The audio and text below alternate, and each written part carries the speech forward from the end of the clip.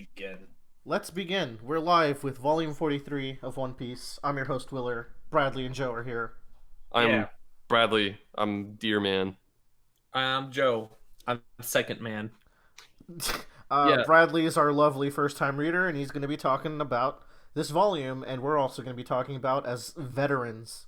yeah, and this is the fucking volume 43, by the way, which starts with chapter 410. Yes. This is the chapter that this is volume Willer brought it over, and I looked at the volume art because when Willer brings over the volumes, especially this time, I was like, "Ooh, time to look at the cover art to see what's in for me." And I saw this giant chopper on it, and I was like, "Oh my god, Willer, it's Gear 3 chopper!" Yeah. But I Little don't know, do it was you a know. lot of fun. It was really funny too because right before he walked over to you, he sent me a picture of that cover. I was like, "Well, Yeah. I forgot that he was right on the cover. I was like, well, Yeah. no avoiding this. And dude, this volume is called Legend of a Hero. And I'm getting goosebumps. I'm getting fucking goosebumps thinking about what's coming at the end of this volume, man. I can't believe there's a whole volume about Spandam. Very cool. What a What a hero. fucking hero. National treasure, this lad. Ridding the world of a demon. Because I saw that this volume is called Legend of a Hero, and then I always, even though my slight spoilers, I always look at the name of the chapters in the table of contents. And I saw that this chapter in this volume is called Legend of a Hero, and I was like immediately so hyped to find out what this could be, because I'm like, oh man, is this like? It could be a bunch of things. I'm like, it could be Luffy like making his fucking play for his name on the world stage, which he's actually kind of already fucking done. Yeah. And then like obviously we'll talk about it when we get there. Spandam's like, oh no, this is me. I'm the Legend of a Hero. But then we find out who the hero actually fucking is. I hope it exceeded your expectations. Oh my god, this volume is. You know what? I don't want to feel like we throw around the word sublime too often, but I mean, when a story's sublime, when a spade's a spade, you call it a spade, you you call know? it a spade, and man, This One Piece is Oh, a spade, dog. Legend of a Hero is fucking sublime, dude. Hey, You know what? If it gives me goosebumps, I'll give it the S word. that's a S tier ranking from Bradley. S The for S sublime. tier for sublime. I just want to point out that when you start this chapter off, like you know how they show you the panda mans that they hide in the corners. Yeah. Right. Yeah, look at the panda man for 410 that's in that opening page. Oh shit, Dude. he's doing the pose, the Legend of a Hero pose.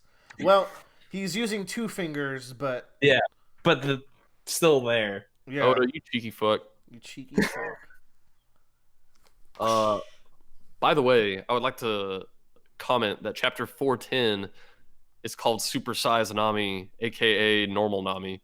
So I looked this up on the One Piece wiki, which you should never go to. Oh, I fuck. gotta remind you every single time because it's very Yeah. important. This chapter was translated as Nami gets huge, which I think is a funnier chapter name. Nami gets huge.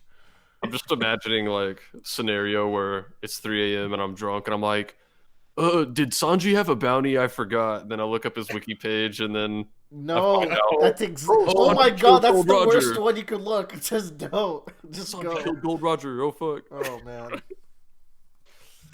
Nah, we know what killed Gold Roger. Yeah. A or knife to his fucking heart. Or By a- unless that wasn't the real Gold Roger, oh, it was a clone made by the clone fruit. which No, is that's Bon not Clay's what- fruit, which is not how it works. Oh yeah, Yeah. is that actually the clone fruit? I Yeah. believe so. Oh, I forgot that was the name. Yeah. Fuck me, You know. Anyways, One Piece 410. dude. More fight. Yeah. Fucking Luffy versus Lucci. This is the fight we've been waiting for kind of since we found out Lucci was a baddie. Yeah, it's got great choreography. With the box throw, like the very strong kick that Lucci does that just sends Luffy flying into the boxes. Fuck yeah. This page of straight like blocks and strikes and dodges. And you know, I really like. I think Oda really sells how kind of evenly matched they are pre-transformation. Yeah. like I feel like a very common thing to do would be like, oh, okay, Luffy walks up to the baddie.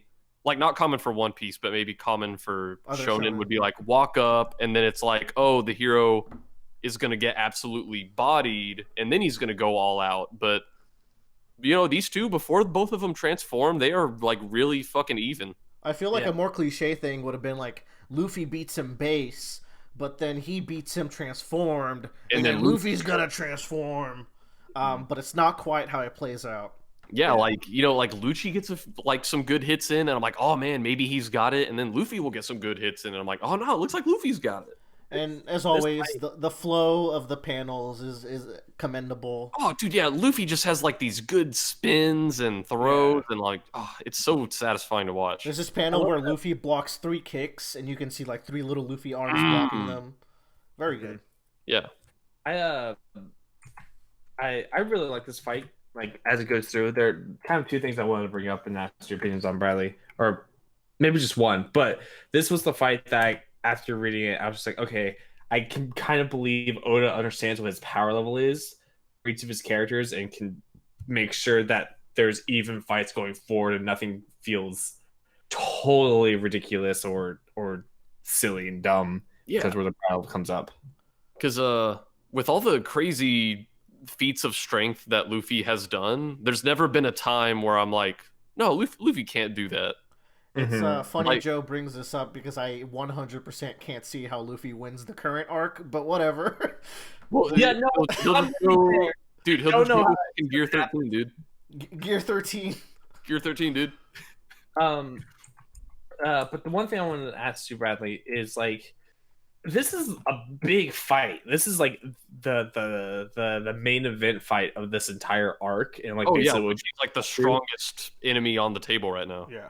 yeah, and it's also kind of like the representation of the world government's views versus the pirate views. You know, it's also that metaphorical kind of clash in that form. You know, so like my question here is like, Oda's breaking up this fight a lot. Like a lot. Like it's he peppers it in every like a page or 2 in every chapter. This is the first time where we got 7 straight pages of them fighting. There's no words in any single one of them. It's just 7 pages of pure action.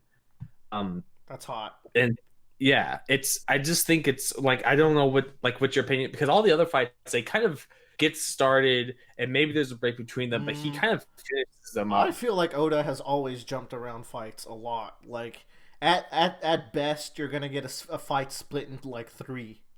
Like I don't Yeah. think he'll ever go shorter than that, and he'll often go to like this fight segmented into like 15 parts. Mm-hmm.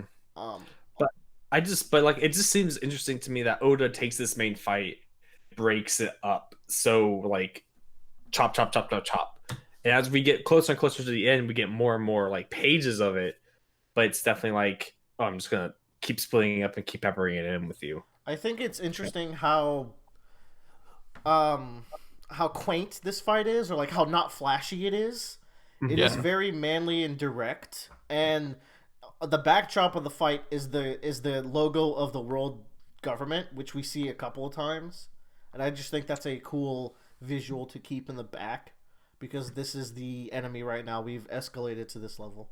Yeah, and man, it's such a stark contrast from the last huge story arc where you have Luffy like trading blows with a god who's throwing down these thunder blasts from the sky. Yeah. This is just like knuckle to face, throw you into boxes. Mm-hmm. Like it's just like real. It's fucking street fighting, dude. Yeah, and I mean, the beauty of One Piece fights is that they tell stories more than they have like strategy and choreography. Even though they have good choreography, but that's like Oda's more interested in making you make you take away an emotion and a story from a fight. So we'll keep that in mind as we go into Nami's fight, which is very the story is lesbian sex, Yeah. and Man, that's all Sky- right. Skypiea feels like a fever dream after getting here. Like, I know, right? Absolutely, this is so much more grounded, and that was like so fantastical. And that's Yeah, the beauty I of One think- Piece.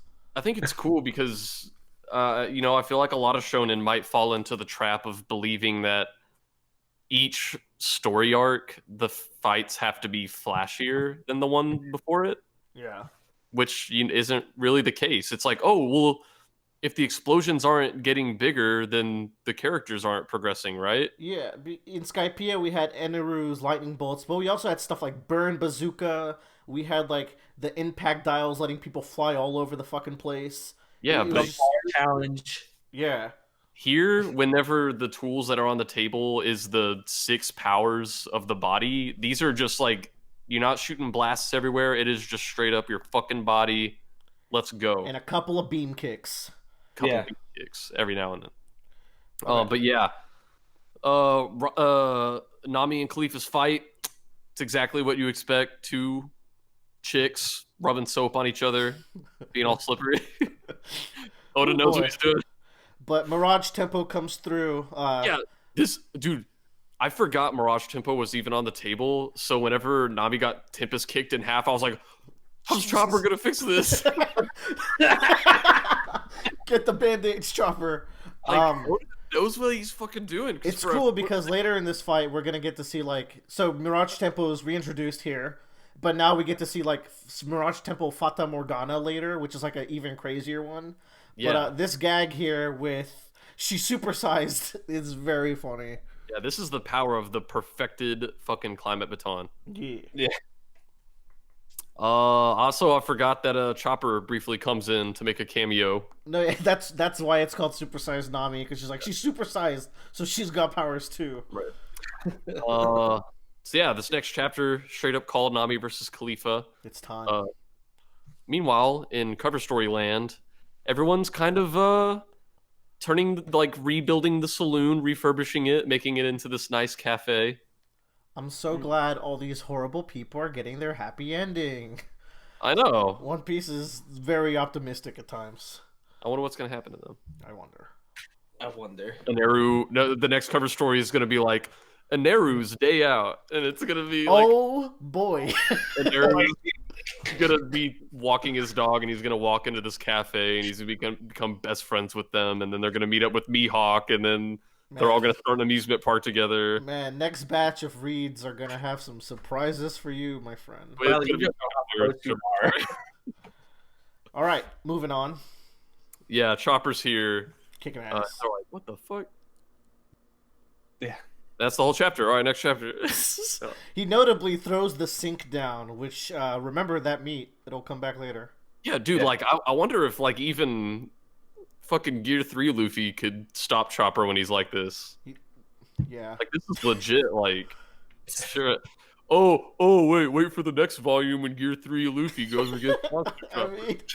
I mean, whatever, man. Just It's gonna happen. I'm just interested to see that matchup when it happens. nah, man. Chopper throws a fucking sink on Sanji. It's a bathtub, but yes. Oh yeah, it's not a fucking sink. It's an entire fucking bathtub. Everything, including the kitchen bathtub. Everything in the kitchen sink. And Kalifa keeps getting interrupted. This is I think this is a charming fight. I came out of it liking Kalifa a lot more just because she's so dumb. Like it's pretty charming. Yeah, I liked it a lot. Like, it's fun to see her not be exclusively badass. Like she's Yeah. also kind of a person where she gets these awkward moments. And it reinforces that outside of Lucci, these assassins still have retained some of their humanity, and he hasn't. Yeah, he doesn't have any of he doesn't have this jovialness. He doesn't really joke around like that. If he's joking around, it's usually at the expense of the person he's fighting. But then there's that fucking bird, and we gotta keep that in the back of our heads. Like, what does that bird mean to Lucci? And as we keep going, like, let's keep that in mind because it's something I'd like to revisit. Yeah, I like that too. But yeah, dude, Nami with her perfected climate baton pulls out some really cool tricks here. Like she does take a huge beating from Kalifa, but we get to see her like new Mirage tempo where she makes all these different like sized Namis. What I really like about it is like, okay, is in the middle one the real one? But no, it like that's the part of the illusion. It also has that mind game.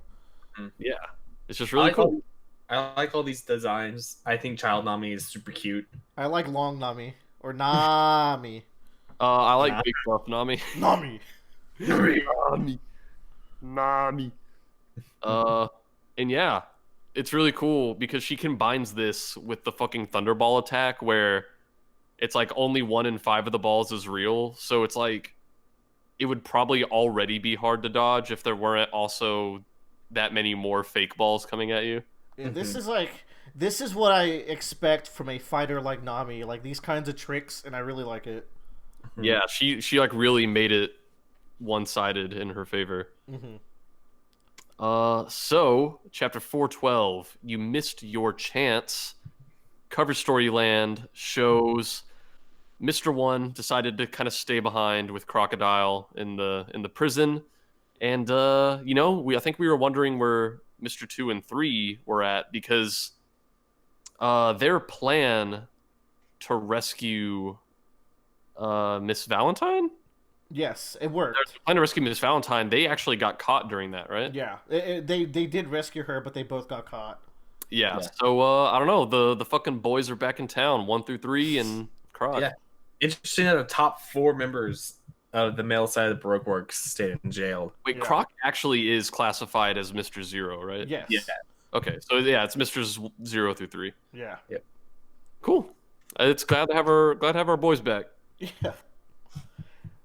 I Ooh, wonder boy. if they will show up in the story again. I don't know.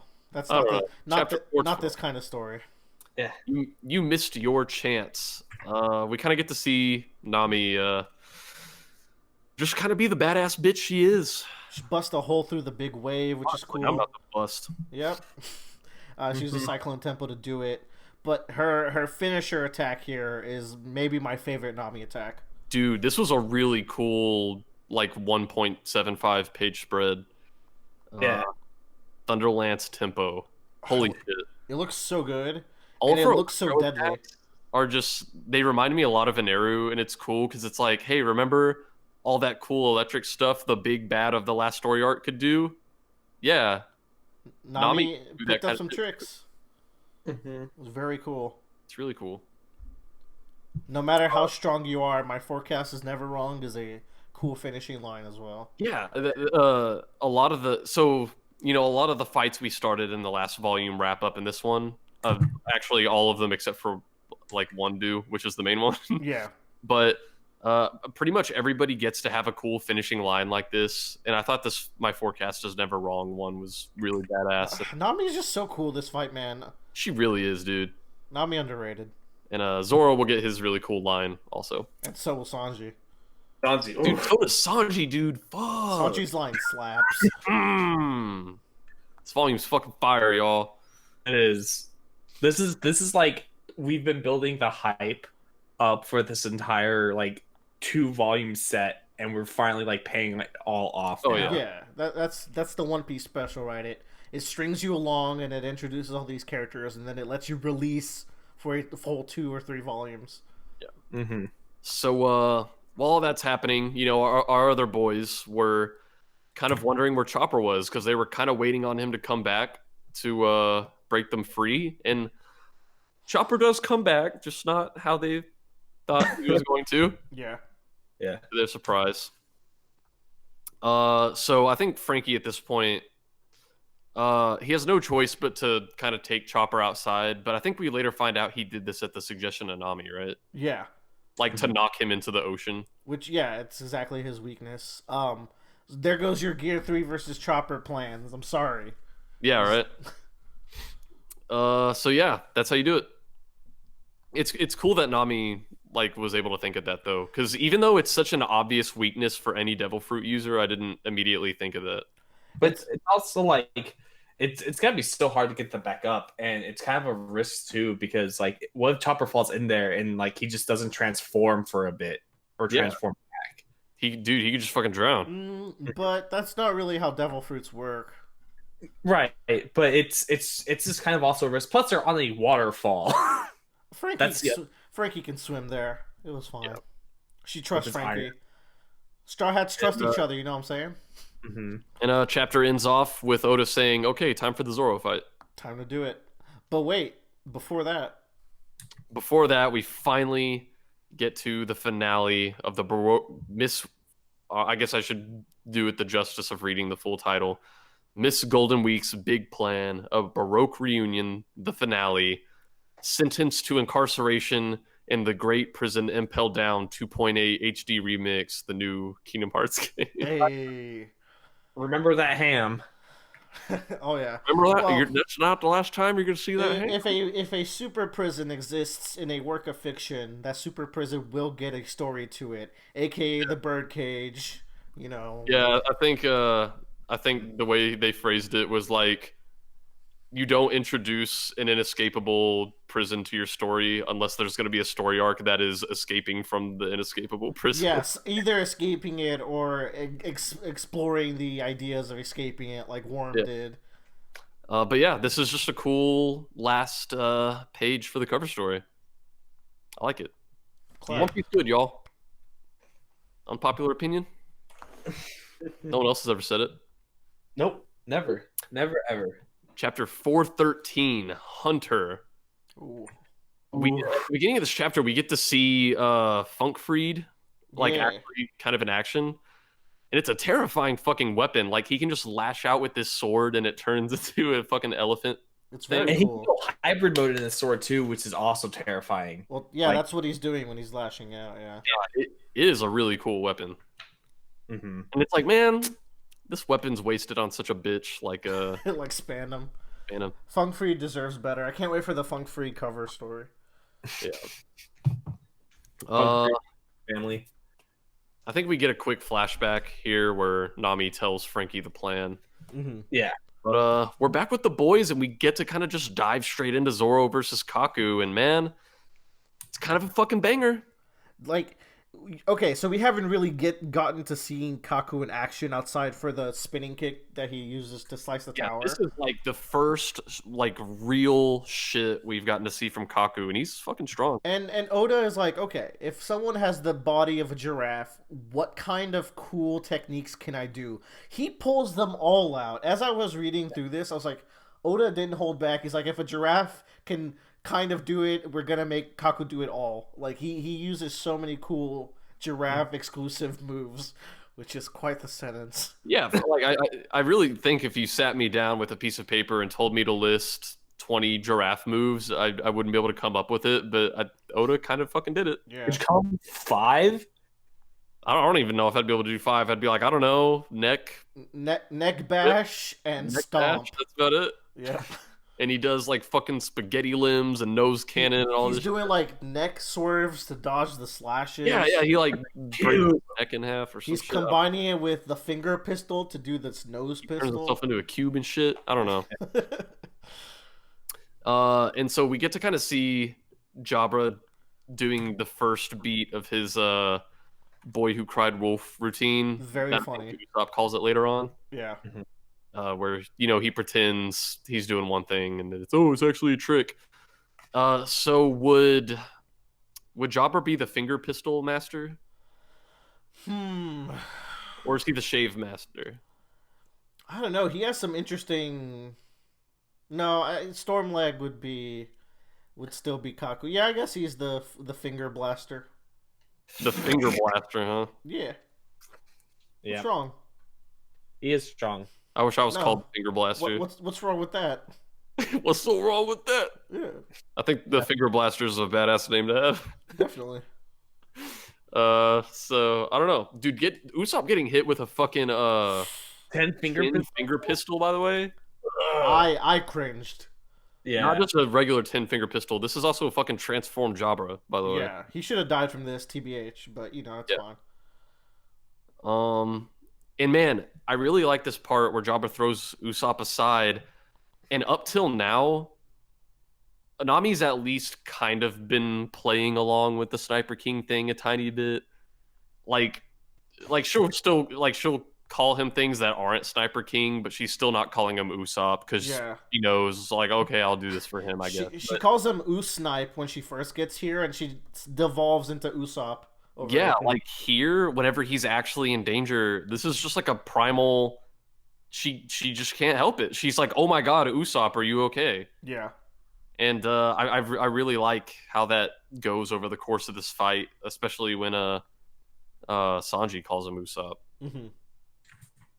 And, Who are you, the hunter? Boy! boy, we get to fucking see Usopp pull out some of his techniques. And Man, that boy can fight. Like, can you imagine if you took fucking Sniper King and sent him back to Arlong Park? He'd probably still be a huge fucking dork, I, but he'd also probably kick some ass. He might be able to beat Arlong. It'd be no, I don't know. I don't know Arlong's about pretty strong. But he could beat Kurobi and Hachi. dude, he could beat fucking Fishman for sure. Yeah. He has so many tools in his kit now, and he's been through some shit, man. Oh yeah, he's leveled up. Sanji. And yeah, Sanji comes in to get the clinch kick there, and man, it's kind of a badass line where this wolf is like, "Who are you?" And he's like, "I'm the hunter." So I just said this line, but I don't think you caught it. But it's fine. So I think something about Sanji is that he likes to reference fairy tales. Yeah.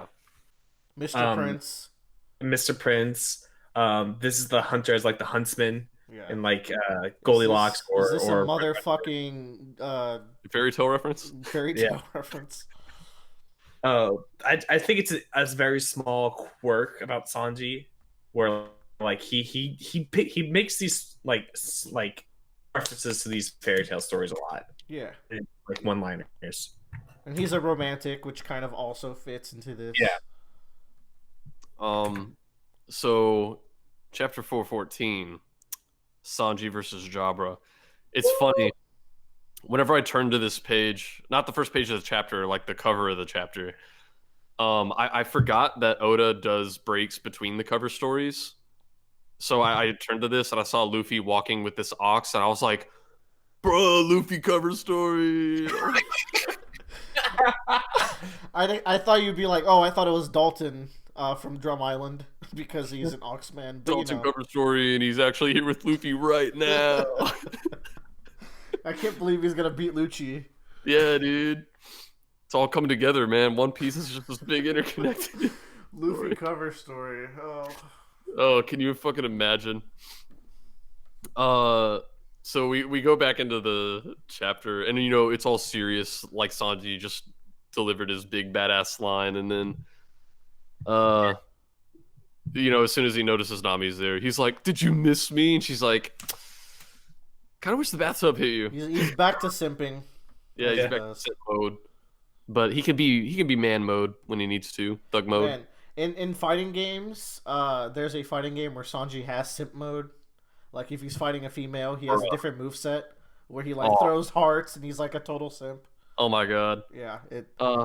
And this is a good fucking page because like Nami calls him Nosop, and even he's like, "God damn it!" Like, it's not even close to Sniper King anymore. Like, you're not even trying. Not even one syllable matches Sniper King. And I just love this fucking page for Sanji here.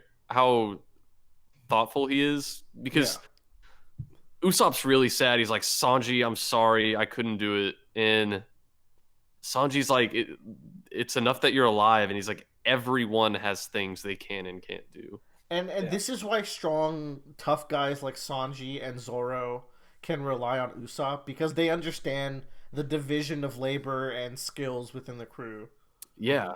So that kind of brings up another point too, where if you think about it, if we look at CP9 and the Straw Hat crew got this division, even though all of them were trying to like persuade Usopp that he wasn't useless, Yeah. There was that big conflict where like Usopp felt like he didn't fit in. He wasn't like the crew. He didn't have a real big part of the crew with Mary and all that. Meanwhile, in CP9, they kind of tear each other apart. Like they like pull each other down as much as they can. Like Bara, especially when they're comparing power levels and stuff, like they gossip about him, and then they make fun of Kaku with his giraffe form. Lucci just does not care about any of them at all. So it's kind of this. They're basically foiled groups where each single one of them is trying to be the best one of the group. Whereas Sanji here and the rest of them are like, your role isn't to fight the big strong man. Go do that. go save the other people. Yeah, it's lovely. I love this crew. Yep. So, boy, the time has Howdy. come. The gates are opening. The gates of justice are starting to open. And every time you see the gates of justice, they just look so magnificent. Yeah, they're so menacing. I'll say it. I'll be the first to say it. This little shot of like the little gap of them, I don't know, like the cross hatching shading in it just looks so good. Oh, Yeah. yeah. It is. I was gonna say, like, Oda does this really good job of like making this thing look menacing and mysterious, and it's like it feels like a mythical kind of set of doors you're looking at. Yeah. It seems like the gate to hell, and that's, Yeah, it it is really what it does. is. I feel like the shading and the way he does the line work here sells how big it is. Yeah, because the shading here, the cross hatching is giving you the effect of fog in a black and white manga, which Yeah. is incredible. If he colored it more flatly, you could just be like, oh, this is, I don't know, fucking 7-foot tall gate. I don't know. But Yeah. man, yeah, that shading effect, I'm just like, this thing feels fucking massive. It also gives it distance too, because look at it like if we're looking at the 2-page spread, there's the tower in the foreground, and then all the way in the back is the gates. Is the bridge. Yeah, and then there's the bridge, and then all the way at the very back is the gate. It's just Yeah. like it's so big. Exactly. It's the fog. It's colored, so it's like, oh, there's fog here because it's Mhm. so far away. Right. That's what that was saying. And when you look at the top left panel, just one of the circles of that bridge from where the Straw Hats are looking at, it covers their entire view. Boy, So like it's incredibly big. it's fucking bonkers. Yes. And then we turn the page and we get a really cool 2 pages here where it's Oda again, just kind of making sure everyone's on the same page, literally, where as to where everyone is, we get an update on Robin, we get to see Luffy, we get to see Frankie, we even get to see Kokoro and Chimney. Yeah.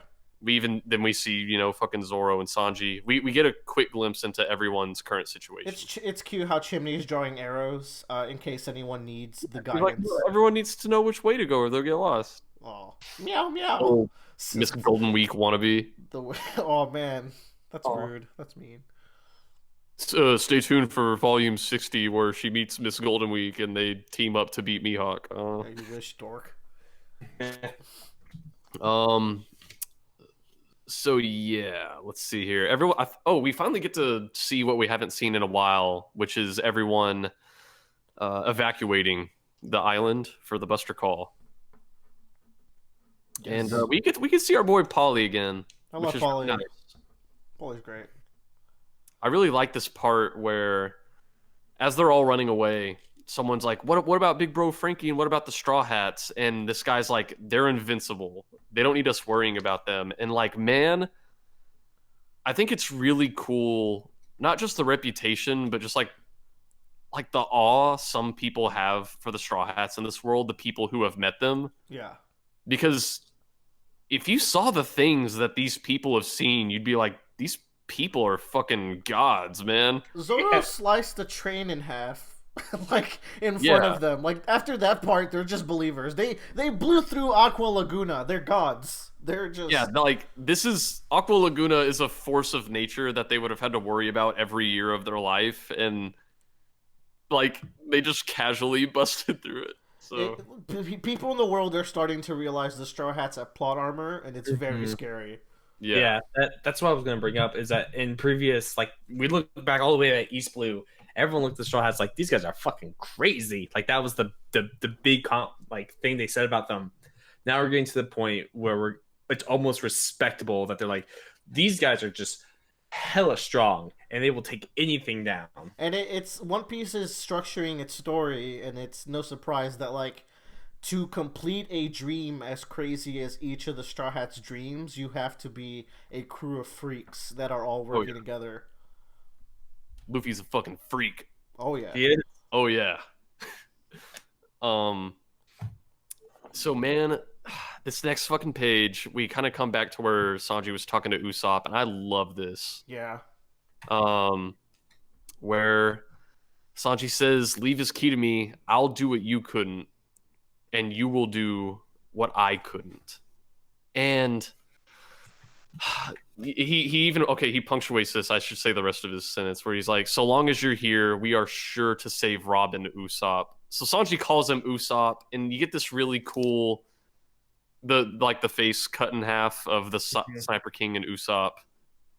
And man, I love this because, you know, whenever Sanji initially said, everybody has things they can't do, I was sitting down and I was thinking, okay, what are the weaknesses? Because you have people who were just like gods in combat, like Zoro and Luffy, and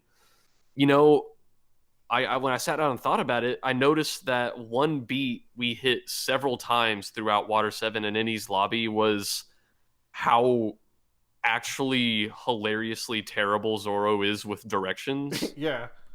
And like, I think Oda kind of purposefully highlighted that, not just because it's funny, which it is, and Sanji's critical flaw of over chivalry. Yeah, he has his over chivalry. He couldn't do it. He couldn't take out Kalifa, and Chopper's a ticking time bomb, and Nami has her physical limits. So like, yeah, we're really highlighting the niches of the crew. It's nice, and I even think it's kind of even. I kind of give Sanji even more props for admitting this about himself here, because a role that he tried to play for so long, like the past 3 or 4 volumes, and even in every story arc, honestly, but especially the past 3 or 4 volumes, is the I'll save you, Robin, I'll be your knight in shining armor. And every time he keeps showing up and be like, oh, Robin, I found you, I'm gonna save you now, but he hasn't been able to actually clinch it and save her yet. Yeah. And guess who's actually gonna fucking save Robin? Man, and it's like, so he's like, leave this to me, I'll do what you couldn't, and you will do what I couldn't. So it's like, you're right. He's admitting, and he's already put it in the past tense. Like, that time is gone. I need to face the reality that I couldn't save Robin, but we have you, and you can, and you will. He even says, like, as long as you're here, we will save her. Boo! I'm starting to get those goosebumps, man. And we go back to the last chapter. You're not the knight in shining armor here, Sanji. That's not your role this arc. You are the hunter. You need to take out the big key players so that the real knights can save Robin. That is such a good character moment from Sanji that we get in 4 panels. That's amazing, I gotta say. Yo, it's not fair that One Piece is as good. I know. Man. And then we kind of get to just see Sanji be the fucking hunter, dude. Yeah. Fuck him up. He kicks ass. He's dancing around this fool. I think this is the most conclusive victory aside from Luffy and Bluno, Yeah, he is fucking him up, dude. We even get a new attack out of all this. Oh, yeah.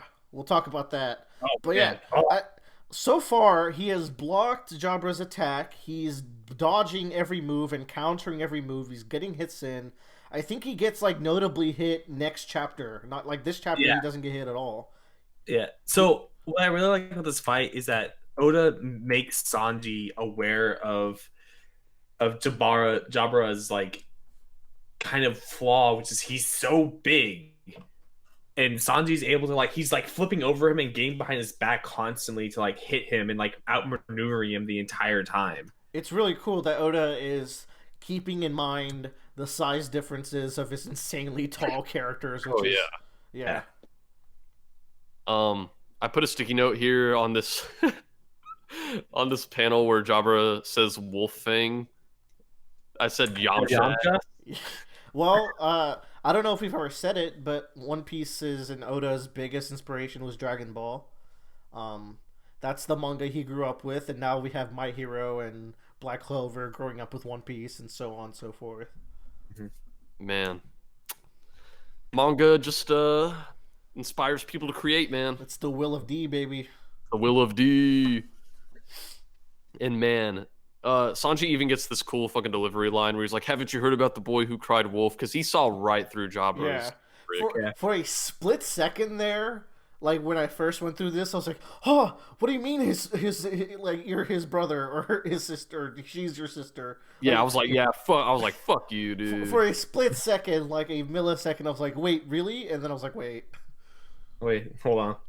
Once again, referencing fairy tales and folklore. Yeah. Yeah, and Sanji can do fire kicks. Oh man, Next chapter in the chapter called Heat Up. Luffy Yeah, has a gun. Heat up, dude. And I like this cover art. God. The Three Musketeers, where you got our boys, and there's a gorilla in the background. Yeah. Yeah. Chopper.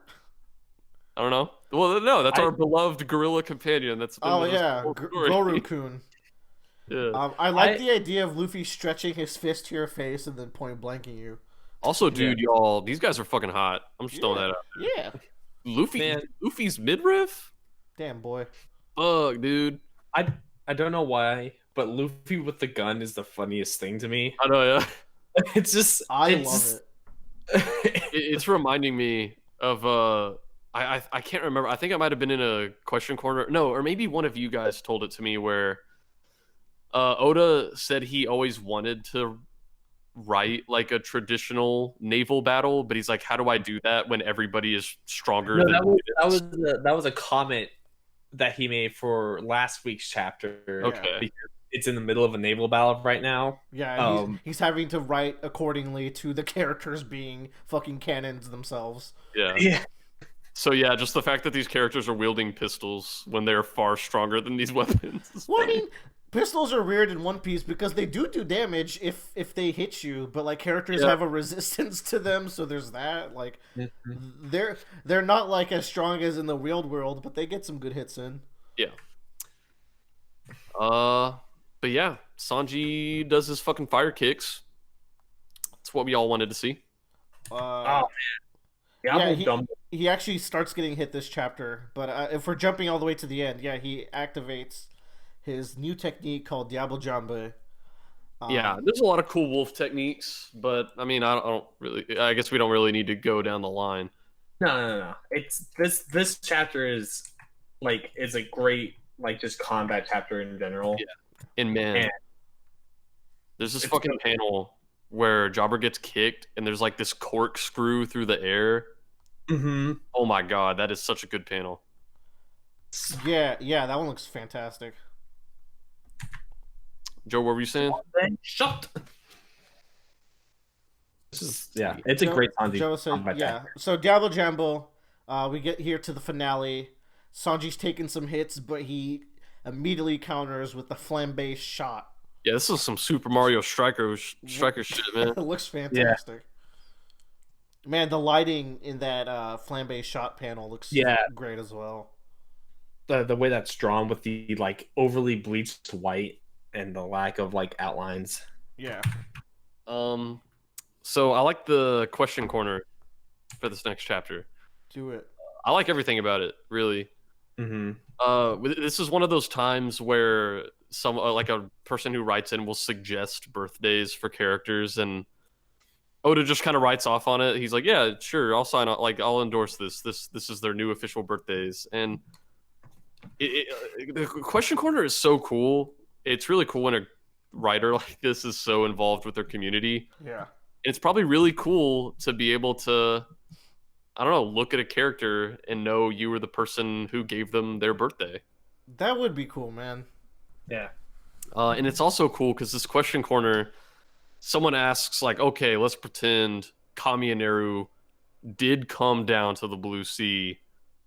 What would his bounty be? And, Oda's like, dude, honestly, fucking probably over 500 million. Big number. Is that the highest we've seen so far?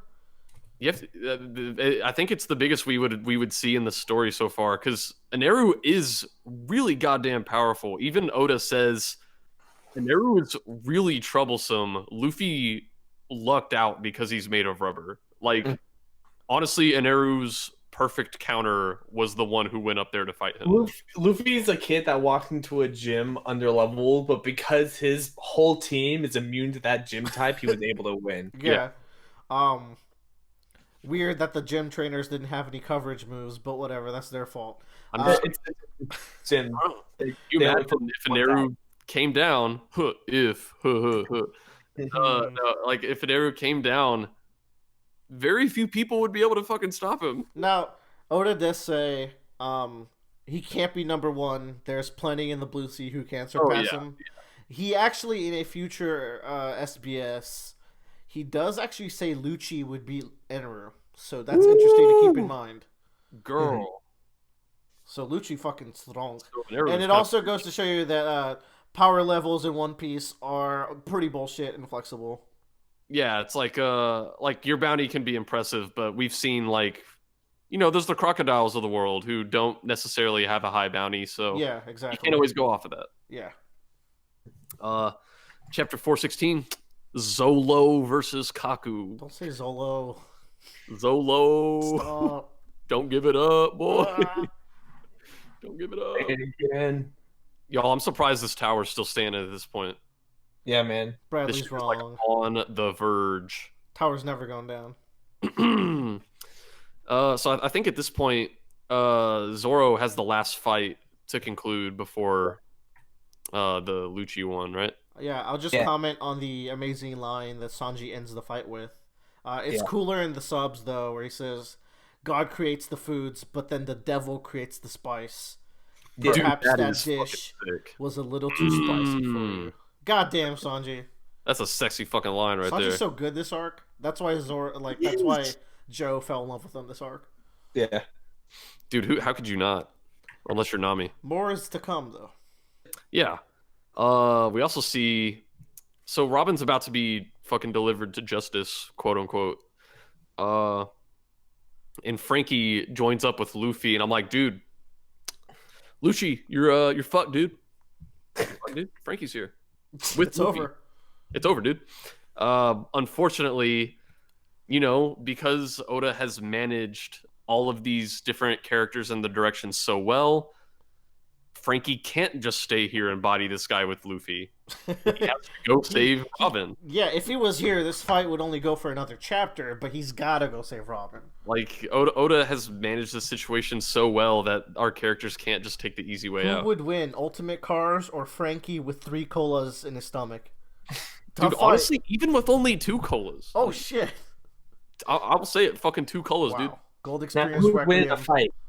2 Cola Frankie or Tennis Shoes Wham? Shut up. Bradley doesn't even know about Tennis Shoes Wham. Maybe if you also give Frankie a vegetable juice. Okay. Two cola, 1 vegetable. 2 cola, 1 vegetable. Okay. Good ratio. Yeah, I think we found the... Throw that on the Who Would Win subreddit. There you go. Golden ratio. So yeah, they're like, yeah, you need to go save Robin. Then we get back to the fucking meat, boy. Zoro busted out moves with like these 2 pages of these consecutive double sword slashes. Uppy, dude. Where he like slashes up and then he tries to slash down. Yeah, and he's like casually shooting beams now as he slashes. Like he's gone to that level. It was a big deal in Skypiea when he was doing it, but now he's just fucking YOLOing it. Dude, he's basically fucking Mihawk. He's getting there. He's getting there. That's the point, after all. Man, I can't wait for that reunion. Man, but the giraffe scythe. That's Dude, a good... the fucking giraffe scythe, and more importantly, the box. the fucking giraffe cube. I am perfect. Y'all, again, Kaku is so perfect for, like, if you want to show someone a panel of One Piece with no context. This is a giraffe in the shape of a cube with abs, by the way. And it is wearing a North Face jacket. Yeah. Okay. Oh man, Kaku shops at the North Face. Oda is a funny man. And then he just starts waggling his arms. He's like, "Look, I got 4 legs." Like, obviously, you find out on the next page this is him doing a deadly attack, but just watching this giraffe cube wiggle. The perfect mix of humor and cool moves. And I don't know. Just they kind of trade more blows, and Kaku is pulling out more attacks. It's kind of great. I like this one where Zoro is about to do Lion Song, which is the attack he used to cut through Mr. One, and Kaku's able to sense that like this is a dangerous move, and instead of blocking it with Iron Body, he decides to do a like storm kick to deflect it, which I think is really cool. Because it's calling back to it's like this is Zoro's guard breaker, and Kaku can see through it. And man, Kaku delivers this line to Zoro where after like the lion song and Tempest Kick Dragon cut stuff, Kaku says, "Could you have cut me if I'd been metal?" And obviously he's saying like, oh, like would you have been able to cut me if I used Iron Body? But you think back to the whole deal with Zoro versus Mr. One, where he kind of grew as a person during that fight, and that growth of him as a fighter was kind of represented physically by him now being able to cut metal. Yeah. And I don't know, I just love this kind of taunt from Kaku, where you even when he says this, you see Zoro's face kind of light up a little bit, where he like, I think it just hit a personal note with him, where he's like, I need to fucking really start fighting. Yeah. Because it's this idea that like Kaku is experienced enough to be able to tell that Zoro can cut through his Iron Body, and he's able to counter effectively. So it's like, okay, it's gonna take more than this. So let me become a gorilla. Maybe this will help. One gorilla, two gorilla cut. I remember Joe was like, I don't remember this attack in Pirate Warriors. I was like, it's there. Yeah. It exists. It's a good attack. And then Zoro, ooh, it's time to get your head out of the clouds. Get it? Because you're a giraffe. Oh, Zoro. Oh, Zoro. You're so clever. That's why we pay you the big bucks. This next chapter has a coloring page before it. And I remember commenting on the fact that Oda said, I think in a question corner, someone asked like, hey, Oda, man, you used to include all these coloring pages, but you stopped. And that was like my favorite part of getting the physical volumes. And Oda's like, oh yeah, I mean, I'll start doing them again. Yeah. And he did. That's cool. Because Oda fucking loves his fans, and he's a sweet guy. I should do that, but I should trace it with a piece of paper and then color that. That'd probably be fun. You also like copy it. I already colored your volume for you, Willie. Shut up! Don't touch it. My little brother did that to my Ice Shield volumes I had in the past. Oh fuck, dude. He was very young at the time, and he just fucking went in. Chapter 417, Ashura. Y'all, this giraffe blast attack that Kaku does looks fucking sick. I like the follow-up with the spinning. Yeah, man. And then he pulls out Pasta Machine, which is just so good. I thought that was fucking funny. Like, his reasoning is that, like, all that neck that he pulls in has to go somewhere else. He's using life return without fully like acknowledging it. Man. Yeah. But like, think also back to Chopper, and like he uses the Rumble Ball to change all of his points and kind of direct like. I don't think that's the same. I don't know. No, because he's clearly not experienced with the Zoan fruit. This is life return. Like there's a reason why life return has been introduced with the Kumadori fight.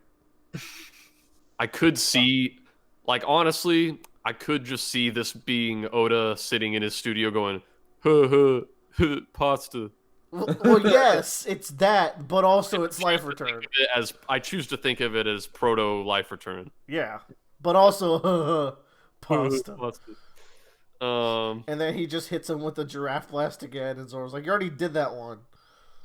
Yeah, Zoro fucking knows, dude. He knows at this point. And then he put the bandana on at one point, and Kaku's like, "Oh, does the bandana make you stronger?" He's like, "I don't fucking know. Let's find out."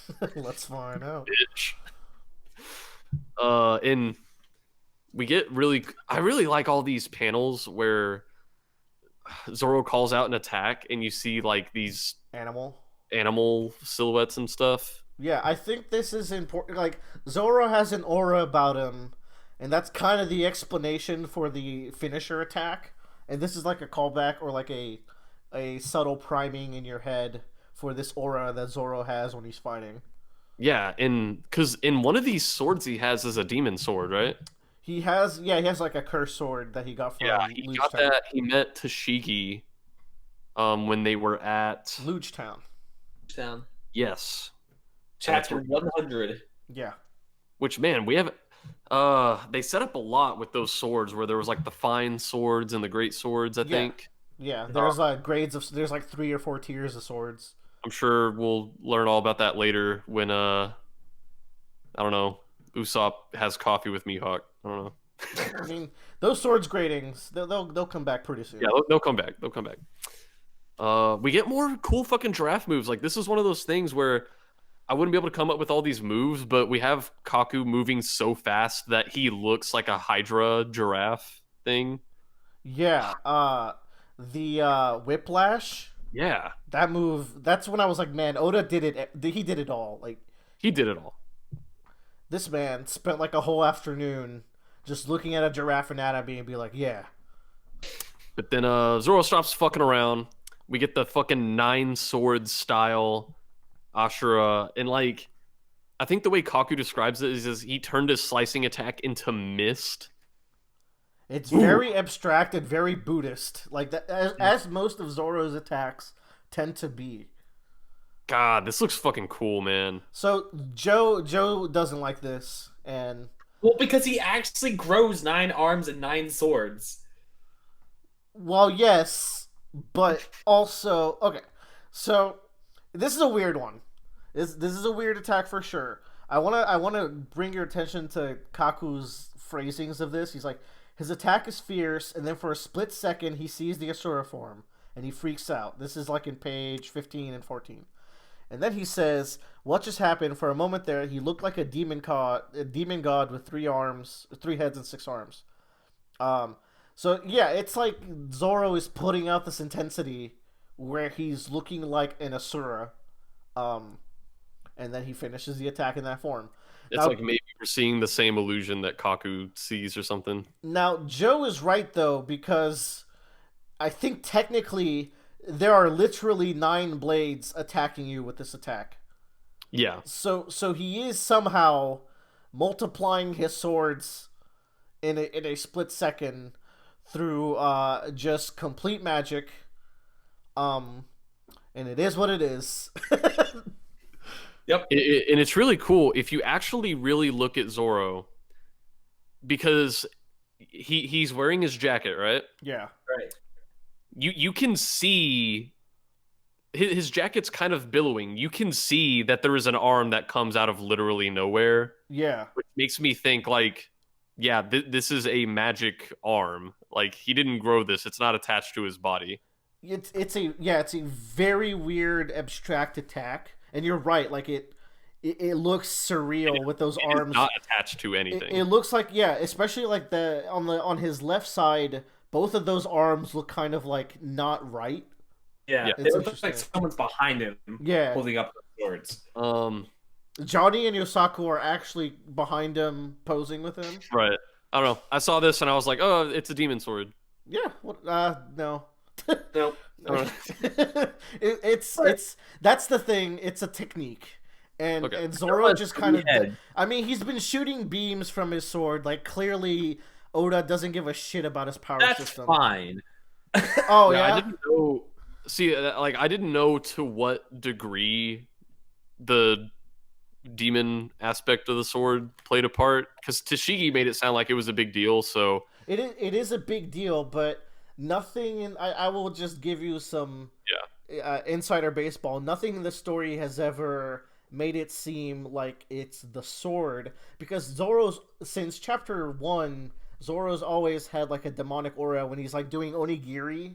Like it fades in and like it gets dark and it looks like he's like a demon. So it's just like this aspect of Zoro that he's always had, and we just kind of have to like, yeah, all right. just accept it. The problem I have with this is that there is literally a character whose whole shtick is they can grow body parts out of their body. Yeah, dude, Tien Shinhan. No, like there's Robin. But Joe, the thing is, this is like it's not the same. This is like a weird illusion, nine arms.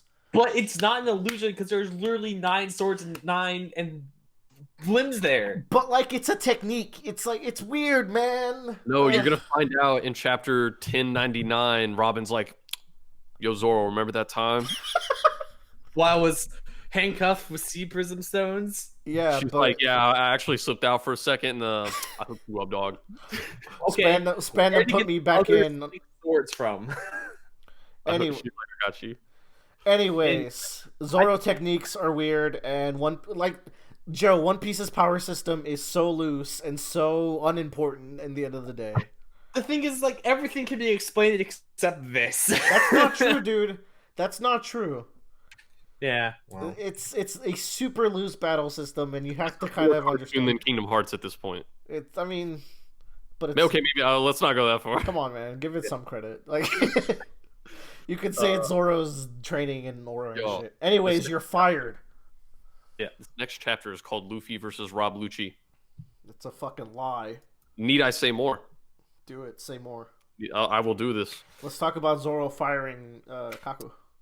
Dude, you guys are fired. Hey. Dude, we knew obviously this line was coming from the point Polly said to tell them, like, oh, like obviously Zoro's gonna win and he's gonna tell them they're fired, but Man, makes the delivery so good. Kaku's dialogue here is really good. Polly said that. Oh, what a mess.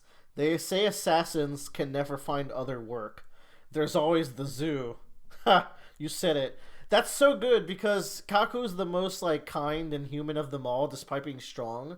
Yeah. And it makes it seem like he got into this life out of necessity, but never really truly lost himself, and he kind of regrets the path he's taken. So Kaku as a Straw Hat is back on the table. I'm just saying. It's happening. It's happening. But yeah, it's like after this, it's like, oh dude, I've got it.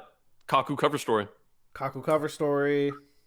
He's gonna moonwalk up to the moon, meet Ineru, and then they're gonna go to the cafe, and they're gonna pick up Miss Golden Week, and then they're gonna go to that hot spring that opened up. Bradley, how about you take this story just a little more seriously? All right.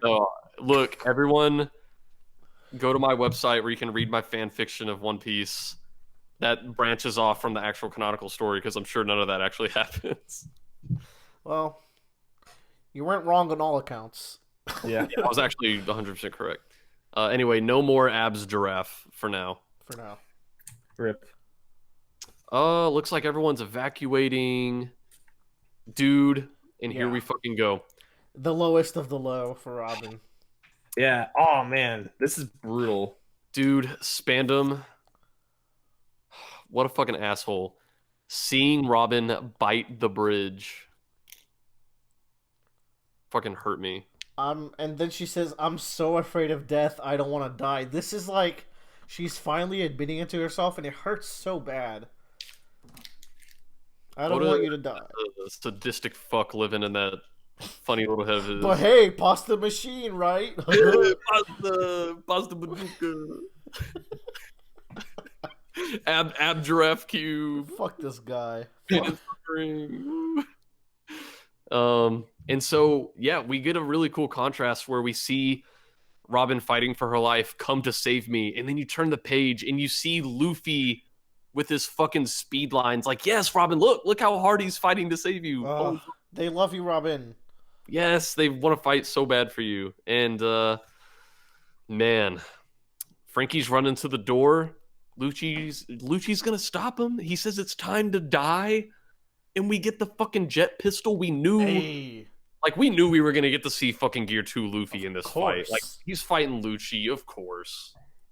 This is the one. Like, it's gonna be Luffy going all out, and this is it. And we see that fucking iconic Gear 2 pose with his steam, and he's just on the ground. He looks fucking rad.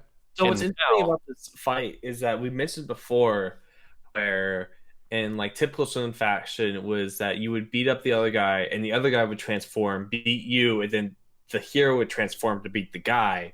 This is the inverse, where Luffy has to be the first one to put his cards on the table, essentially. And you get the sense that this might not be enough. Well, he's kind of kicking his ass at first, though. So yeah, but like, and when we get to this fight, though, when we're starting to walk into it, Lucci is bodying them. Like he is getting to the point where he's getting Luffy on the upper hand. Yeah.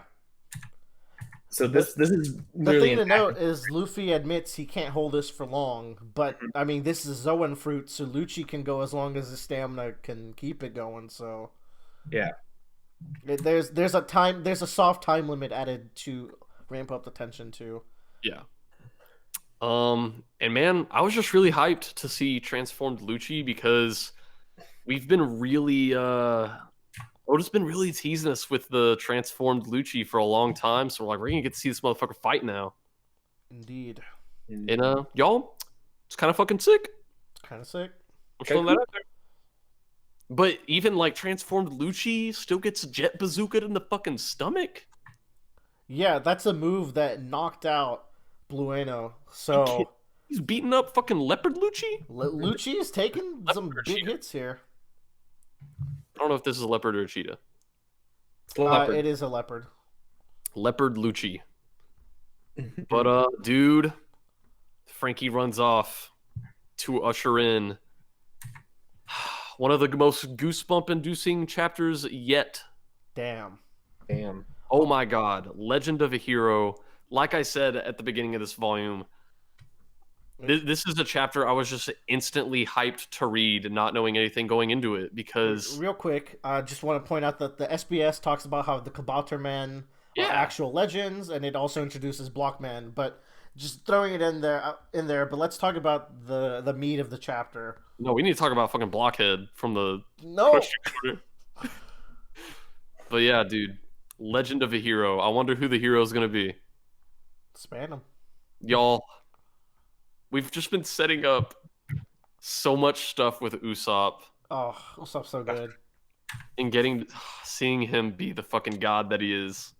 Sniper god. You know what? Soga god. Soga god. Soga god. So the gates of justice are wide open. And so the Navy members have never seen this, because usually it only opens a little bit to let one person through.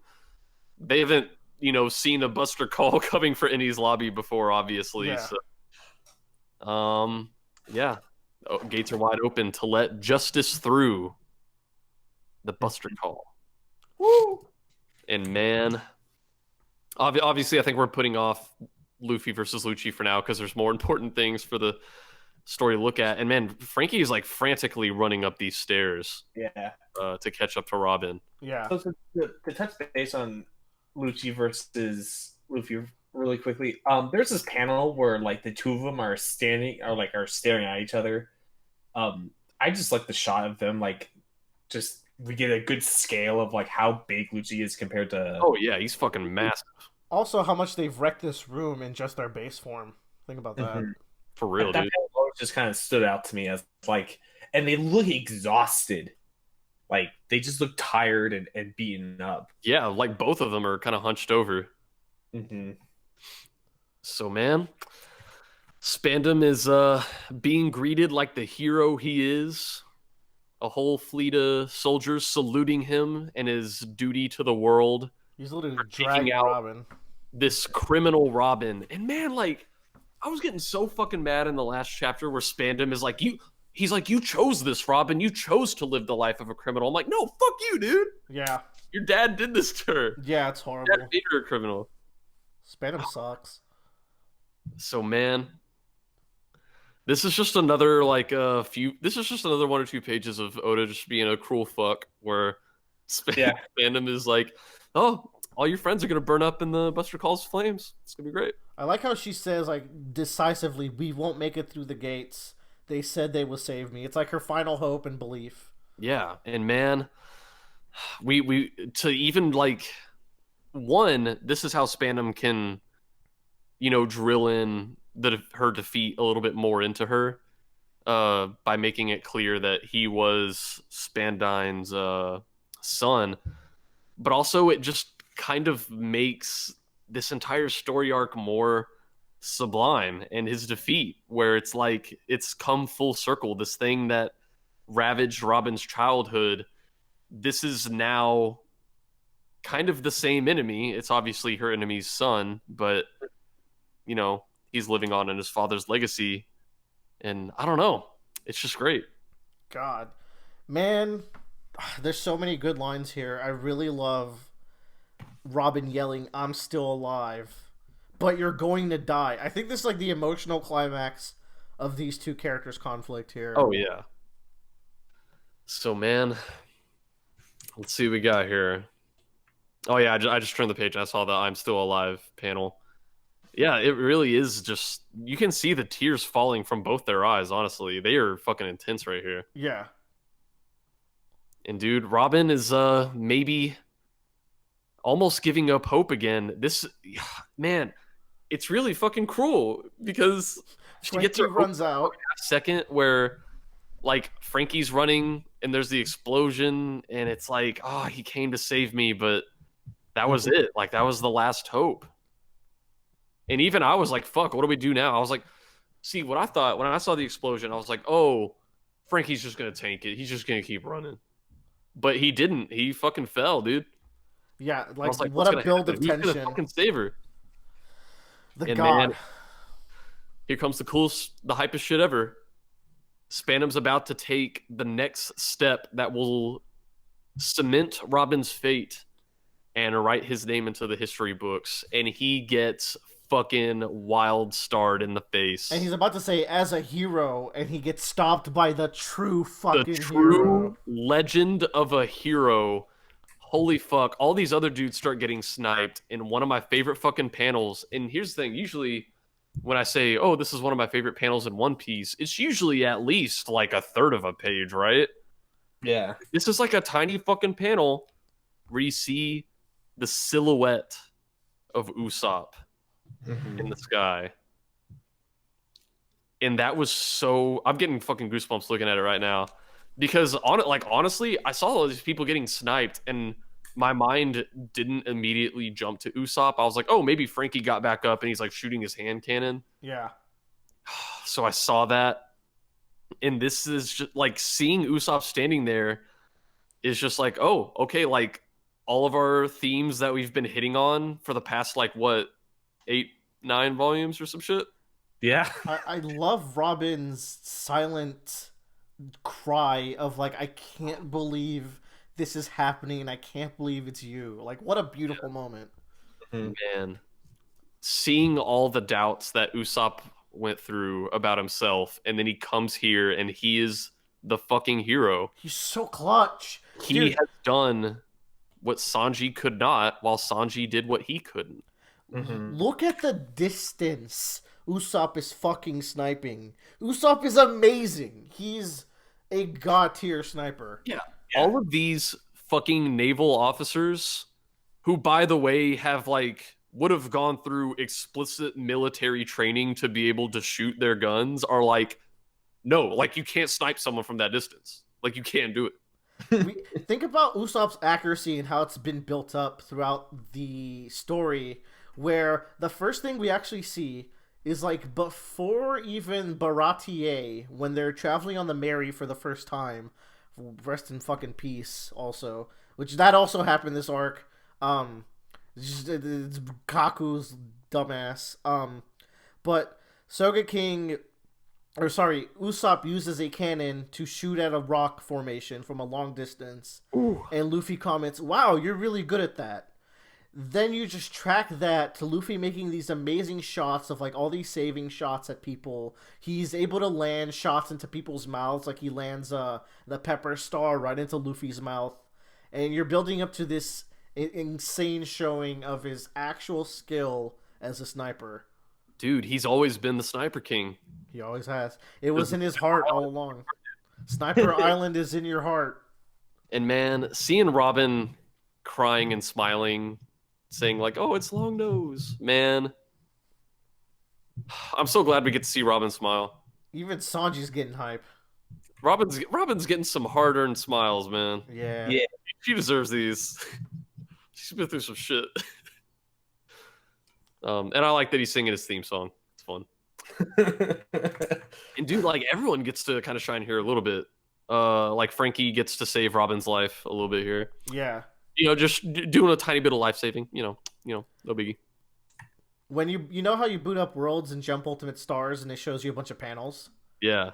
It shows you a lot of Straw Hat panels, but then this is the panel it shows right before it cuts to the last one. It's Frankie stopping these bullets. Dude, man, it kind of looks familiar. Yeah. And I don't know. Sniper King says special delivery. Yeah. All the keys. Yeah, you got all the keys here. They're gonna free Robin, and she's gonna fuck people up. I believe that ends the volume, right? That Yeah. ends the volume. Wow, we did it, gang. Last thing of note in this volume, the third One Piece character popularity poll results are in. Yeah. And man, it's so Luffy is number one. And you know, before I had ever read One Piece, I was always like, oh, you know, Luffy, you know, boring shonen protagonist, but he's so fucking charming, dude. Yeah, I think you've said in the past, it's like, I can't believe Luffy is my favorite character. Or that's what you said in the past. It might have changed. But Yeah, by all accounts, I didn't think he would be, but he kind of is my favorite character. I love he's him. so good.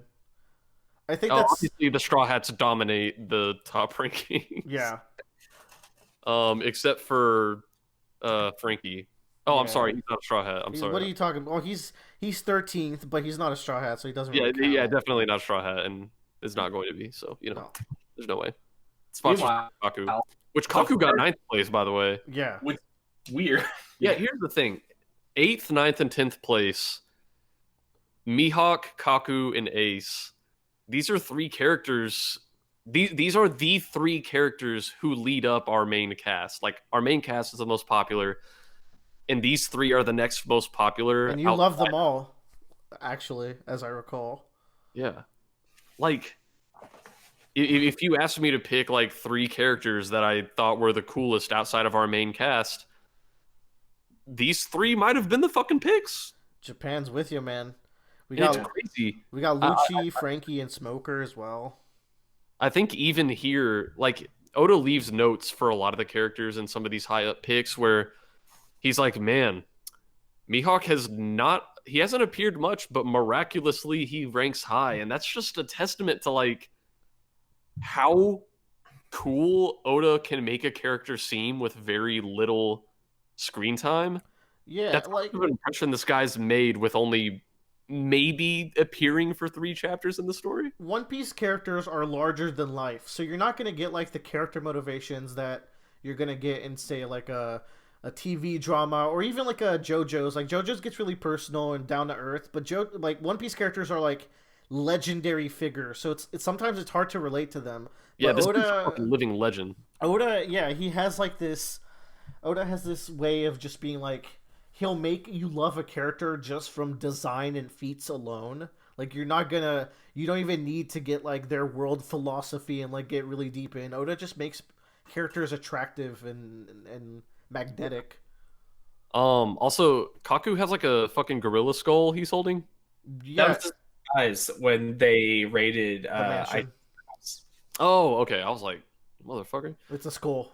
Also, obviously, Ace is scoring high up because Remember Ace? he's kind of the embodiment of sex appeal. Yeah. Shanks is high up. Yeah. He hasn't Always. appeared in a while. Jinx hasn't appeared since like chapter 1. Well, he appeared once. Yeah, we saw him briefly. Oh, that's true. When Luffy got his bounty out, I remember. Dude, it's kind of crazy.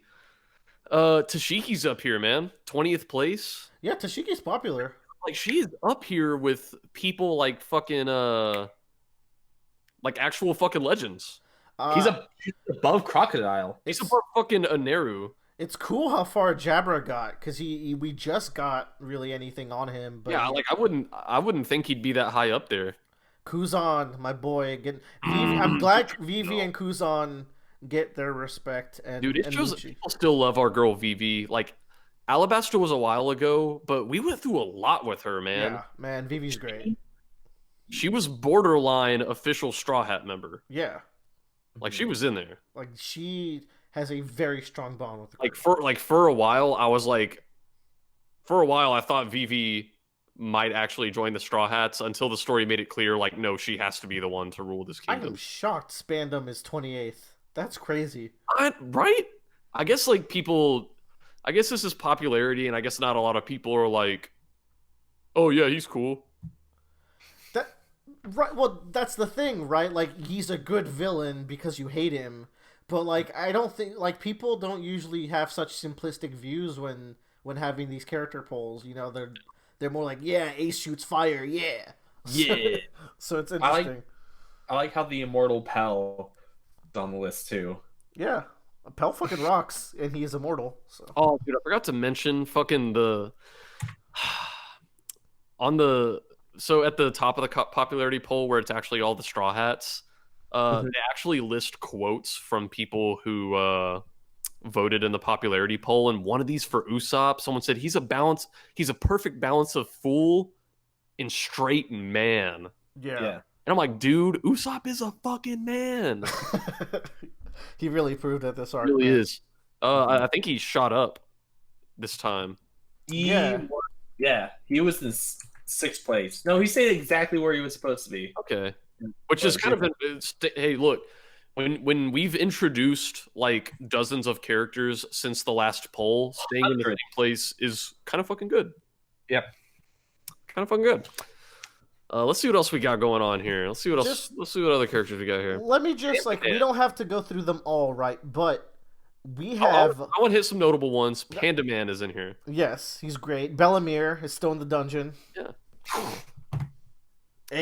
Ben Beckman. Ben Beckman is Shank's first mate. Yep. Well, maybe they should show up in the story more. Maybe they will. Maybe they should show up more. Who else we got in here? T-Bone and Tom. Dude, T-Bone's another one of those characters. Like, he's only in for like 2-3 chapters, but he was fucking cool, so everyone likes him. I think 40th is very respectable for T-Bone. Oh, what the fuck? Oda's a character? Yeah, Oda. 8th place, Oda? Of course. I like that he's represented by a fish. Oh, the Marigo has 44 votes. Dude, that's what I'm fucking talking about, man. Kung Fu Jugon, man, there's some hot picks. Man, place is Mr. 1. So Gamora gets votes, but Sodom got beat the fuck out. That's kind of unfair. Dude, I can't fucking Gamora is higher than like Mr. 1. Holly the dog, 69th place. That's hot. Like, dude, Holly, man. Kobe and Himlepo. Oh, still there. Bellamy. Remember Bellamy, dude? Yeah. Yeah. That guy got fucked. Can't believe Foxy is at number 1. The Destroyers got votes. That's crazy. Well, I'm surprised. I know Doflamingo is supposed to be a huge One Piece character, but not yet. This popularity poll, I'm surprised he is up this high, considering he was in like 1 chapter. Man, look how low Mr. 1 is. I know, right? That's disrespectful. Dirty, man. I think that's like a Japanese thing. You know what I'm saying? Yes, so there's like, Yasop. Dude, like, okay, Mr. 9 is 42nd place. That's so much higher. Mr. 9. When's the last time that dude even crossed your brain stem? Who the fuck is Negikuma Marie in 62nd place? Who are these motherfuckers? How is there? Yo, chicken! 65 chicken. Oh my god, it's the chicken. Okay, that was a fun character poll. Okay, but there's Wait, no. Here's the real one. At 57th place, Mackerel Head number 1. That actually is the best. And then 40 places behind that, you have like Nero. Man, I'm bummed out that wow, Joe fucking Marshall D. Teach is 94th place. Wow. This is dated. This is super dated. Oh man, that's cringy to see. Oh man. Wow, that's crazy. Dude, that is a cool. The character polls are so cool. It's very interesting. By the way, Miss Golden Week 70th place. Nice. Mm-hmm. By the way, Laboon 74. I love Laboon. Yeah. Don't forget Laboon. He's a sweet boy. Okay. I was just trying to say there are 100 characters in this poll. We are 400 chapters in. There are over 100 named characters in the story, and that's insane. These numbers are crazy. It takes like multiple parts in JoJo's to hit this many. Like, there's not 100 named characters probably in all of Hunter x Hunter until this current arc. There was. That was volume 43. Stay tuned for the next volume in which we're going to find out how Spandam gets out of this mess and puts the Straw Hats in jail and saves the world. So, what before we exit out of here, I just want to bring up this kind of little question to you, Bradley. Okay. Do it fast. Yeah. If you had to paint the idea of a quintessential pirate, like stereotypical pirate, I should say, what are like 5 features you would think of? Just like a very stereotypical pirate. Yeah, just stereotypical. All right, you got your fucking eye patch. Okay. Okay. You got your parrot on the shoulder. Okay. Okay. You got your peg leg. Okay. Okay. You got your big Captain Crunch hat with the skull on it. Okay. Okay. And you have your swagged out pirate coat. Okay. So Captain Crunch hat, swag out pirate coat. Roger. peg leg is Zeph. Pigeon on the shoulder Is Lucci. Ooh. Where's the eye patch? Well, Luffy has a scar under his eye. I don't know. And I'll leave that mystery for you to think Yeah. about, because that's a good mystery, Joe. That is a good mystery. Oda has Yeah. said that he saved the eye patch for an important character, so we'll see. Oh, that sounds cool. All right, I'm in now. I'm in. One Piece finally got good. Like, now that there's this mystery, One Piece starts at volume 43, dude. fuck a Poneglyph. Like, this is what we care about. Cool. All right, the eye patch actually is Sanji because he covers his hair, his eye with his hair. There's your twist. There you go. Goodbye. We're done. everybody. Until next time. Adios.